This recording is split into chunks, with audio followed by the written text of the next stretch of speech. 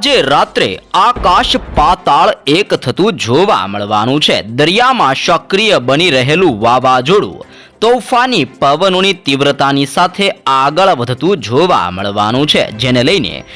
દરિયાના ઠેર ઠેર વિસ્તારોમાં ભયંકર ઉથલ પાથલ નવા વાવાઝોડાને લઈને સર્જાતી જોવા મળવાની છે। દેશના ભિન્ન ભિન્ન રાજ્યો ઉપર ઘોર અંધકાર રૂપી વાદળોના મજબૂત ઘેરાવા અને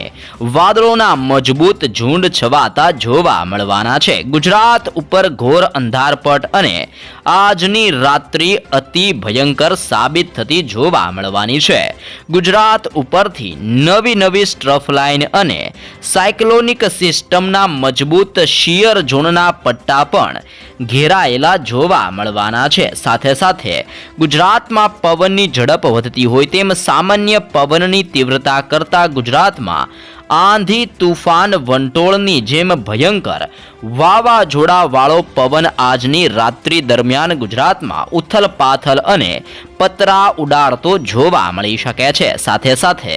ઓમાનના દરિયાઈ કિનારાના વિસ્તારથી અરબ સાગરના તટીય વિસ્તારોમાં હાઈ પ્રેશર અને લો પ્રેશરનું દબાણ, પાકિસ્તાનના વિસ્તારથી ગુજરાતના વિસ્તારમાં હાઈ પ્રેશર સિસ્ટમનું તીવ્ર પરિભ્રમણ, બંગાળની ખાડીના દરિયાની અંદર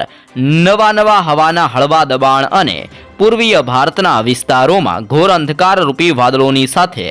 આજની રાત્રિ દરમિયાન માવઠાનું મોટું સંકટ મંડરાતું જોવા મળવાનું છે અને વાવાઝોડું દરિયાના મારફત થકી હવે ભારત દેશ તરફ ગતિઓ કરતું હોવાને લઈને નવી સિસ્ટમની તોફાની અને પવનો વાળી ઘાત ગુજરાતમાં લંબાઈને ગુજરાતના અનેક જિલ્લાઓની અંદર પણ સિસ્ટમની ઘાત જોર દર્શાવતી જોવા મળવાની છે।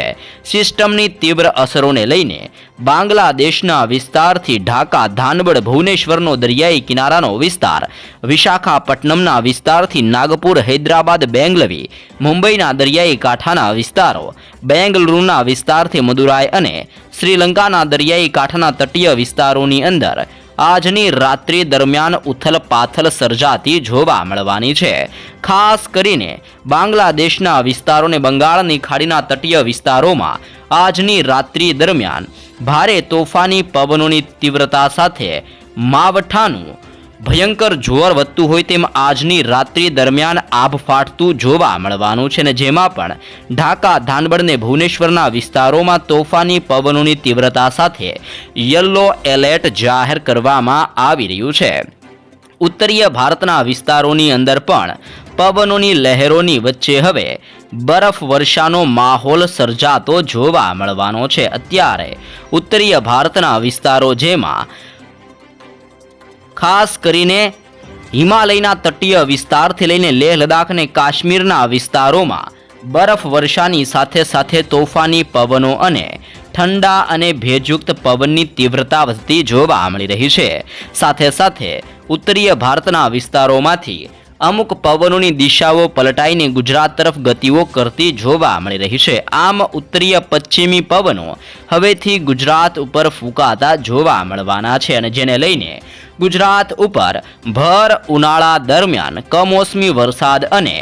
માવઠાનું મોટું સંકટ ગુજરાતમાં ફરીથી ભૂક્કા બોલાવતું જોવા મળી શકે છે। આમ રાજ્યના હવામાનની અંદર ઓચિંતાના મોટા પલટાવની આગાહી કરવામાં આવી રહી છે અને નવી આગાહીને લઈને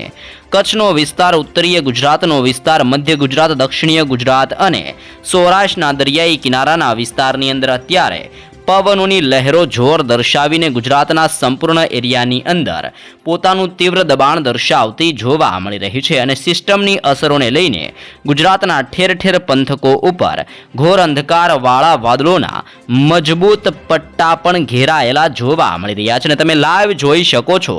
ઓમાનના દરિયાઈ કિનારાના વિસ્તારોમાં હાઈ પ્રેશર અને લો પ્રેશરનું પરિભ્રમણ સક્રિય બનીને અરબ સાગરના તોફાની પવનો હવે ગુજરાત તરફ ફંડોવાતા જોવા મળી રહ્યા છે। તેવી જ રીતે પાકિસ્તાનના વિસ્તારોમાંથી પણ ઠંડા અને ભેજયુક્ત પવનની દિશાઓ બદલાઈને ગુજરાત તરફ ગતિઓ કરતી જોવા મળી રહી છે। આમ ગુજરાતના હવામાનની અંદર ઓચિંતાના મોટા પલટાવ આવવાની સાથે તોફાની પવનોની તીવ્રતાની ભારે વધારાની અંદર એટલે કે તોફાની પવનની તીવ્રતામાં નોંધપાત્ર વધારો થવાની સાથે ગુજરાતની અંદર આજની રાત્રિથી આવનાર 2 દિવસમાં મોટા પલટાવ આવવાની આગાહી ગુજરાત માટે દર્શાવવામાં આવી રહી છે. હવામાન નિષ્ણાંત આંબાલાલ પટેલની આગાહી પ્રમાણે પણ ગુજરાત ઉપર અત્યારે વેસ્ટર્ન ડિસ્ટર્બન્સ, લો પ્રેશર અને નવી સિસ્ટમનું પરિભ્રમણ સક્રિય બનતું હોવાને લઈને આવનાર 2 થી 3 દિવસમાં ગુજરાતના હવામાનમાં સતત પલટાવો આવતા જોવા મળી શકે છે અને પવનોની લહેરોને લઈને ગુજરાતની અંદર ટેમ્પરેચરની અંદર પણ 2 થી 3 ડિગ્રી સેલ્સિયસનો ઘટાડો જોવા મળશે અને જેના કારણે લોકોને ગરમી અને બફારામાંથી રાહત મળી શકે છે જેવી પણ આગાહી કરવામાં આવી રહી છે. તે ઉપરાંત ચાલુ વર્ષ એટલે કે 2025 આ વર્ષની અંદર ગુજરાતમાં ચોમાસું કેવું જોવા મળશે જેની પણ આગાહી કરવામાં આવી રહી છે અને આંબાલાલ પટેલની નવી નકોર આગાહી પ્રમાણે આ વર્ષનું ચોમાસું સારું રહેવાની આગાહી ગુજરાત માટે દર્શાવવામાં આવી રહી છે. સાથે જ વાવાઝોડા પહેલા એટલે કે ચોમાસાની ગતિવિધિઓ પહેલા ગુજરાતમાં વાવાઝોડાની અસરો વધતી જોવા મળવાની છે. દરિયાના ઠેર ઠેર વિસ્તારોમાં નવી સિસ્ટમો અને હાઈ પ્રેશરની સાથે નવા અનેક પ્રકારના વાવાઝોડા સક્રિય બનતા જોવા મળવાના છે અને જેની અસરો ગુજરાતના હવામાનની અંદર જોવા મળી શકે છે. આમ ગુજરાતની અંદર આગામી 2 થી 3 દિવસમાં મોટા પલટાવ સાથે હવાના દબાણની અંદર મોટા પલટાવ આવવાની સાથે ગુજરાતનું હવામાન પલટાતું જોવા મળવાનું છે, જેને લઈને મધ્ય ગુજરાત, ઉત્તરીય ગુજરાત, દક્ષિણીય ગુજરાત, સૌરાષ્ટ્ર અને કચ્છના હવામાનમાં આજની રાત્રિથી જ પલટાવ આવવાની શક્યતા દર્શાવવામાં આવી રહી છે, જેમાં સૌરાષ્ટ્રના દરિયાઈ કિનારાના અને તટીય વિસ્તારના જિલ્લાઓ તરફ નજર કરવામાં આવે તો અત્યારે સૌરાષ્ટ્રની અંદર ટેમ્પરેચર નોંધપાત્ર ઘટતું હોય તેવા અત્યારે એંધાણ જોવા મળી રહ્યા છે અને સૌરાષ્ટ્રનું ટેમ્પરેચર 24 ડિગ્રીથી 28 ડિગ્રી સેલ્સિયસ સુધીનું ટેમ્પરેચર આજની રાત્રિ દરમિયાન સૌરાષ્ટ્રની અંદર હવામાનની અંદર પલટાવ આવવાની સાથે ટેમ્પરેચરમાં ઘટાડો થતો જોવા મળવાનો છે,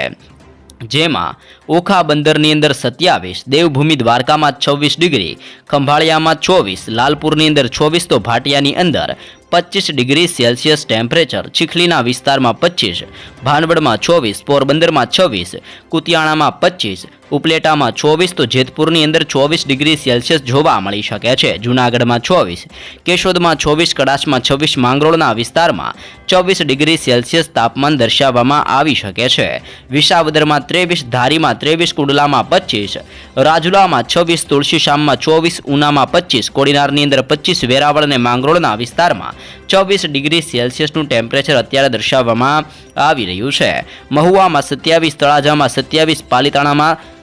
24 ડિગ્રી તો ખરસલિયાની અંદર 28 ડિગ્રી સેલ્સિયસ સુધીનું ટેમ્પરેચર જોવા મળવાનું છે. ધારીના વિસ્તારથી અમરેલીના વિસ્તાર અને કુંડલાના વિસ્તારમાં 23 થી 25 ડિગ્રી સેલ્સિયસ ટેમ્પરેચર જોવા મળી શકે છે. ભાવનગરના વિસ્તારોની અંદર પલટાવ આવવાની સાથે 28 ડિગ્રી સેલ્સિયસ, સોનગઢની અંદર 27, ગઢડાની અંદર 24, બાબરાની અંદર 24 ડિગ્રી તો જસદણના વિસ્તારથી લઈને ગોંડલનો વિસ્તાર અને જેતપુરના વિસ્તારમાં 24 ડિગ્રી સેલ્સિયસ ટેમ્પરેચર દર્શાવવામાં આવી રહ્યું છે. રાજકોટ, કાલાવડ, ધ્રોલના વિસ્તારથી છાવડી, થ્રાનના વિસ્તારથી ચોટીલાના વિસ્તારોની અંદર 24 ડિગ્રી સેલ્સિયસ ટેમ્પરેચર જોવા મળી શકે છે. ધંધુકાનો વિસ્તાર, લીંબડી, સુરેન્દ્રનગરના વિસ્તારમાં 25 થી 26 ડિગ્રી સેલ્સિયસ ટેમ્પરેચર દર્શાવવામાં આવી શકે છે. મોરબીના ક્ષેત્રોથી લઈને ધંધુકા, હાલવડ, માવિયાથી લઈને નવલખીના વિસ્તારોની અંદર 25 ડિગ્રી સેલ્સિયસ. આમ સંપૂર્ણ સૌરાષ્ટ્રના વિસ્તારોમાં આજની રાત્રિ દરમિયાન ઓચિંતાના મોટા પલટાવ સાથે અરબ સાગરના દરિયામાંથી ફૂંકાઈ રહેલા તોફાની પવનોની તીવ્રતાને લઈને ગુજરાતનો દરિયો ગાંડોતુર બનતો હોય તેમ ગુજરાતના દરિયાઈ કિનારાના વિસ્તારમાં મોટા મોજા ઉછળતા જોવા મળશે અને સૌરાષ્ટ્રના હવામાનની અંદર આજની રાત્રિથી તોફાની પવનોની તીવ્રતા સાથે ભયંકર હલચલો વધીને ભારે જોર દર્શાવતી હોય તેમ ગુજરાતના ભિન્ન જિલ્લાઓમાં ફરીથી સિસ્ટમનું દબાણ આજની રાત્રિ દરમિયાન જોર દર્શાવતું જોવા મળવાનું છે. તેવી જ રીતે દક્ષિણીય ગુજરાતના વિસ્તારમાં ભરૂચ, નર્મદા, સુરત, તાપી, નવસારી, ડાંગ ને વલસાડના તમામ ક્ષેત્રોની અંદર વાતાવરણની અંદર પલટાવ આવવાની સાથે વાદળોના ઝુંડ આજની રાત્રિ દરમિયાન ઘેરાતા જોવા મળવાના છે.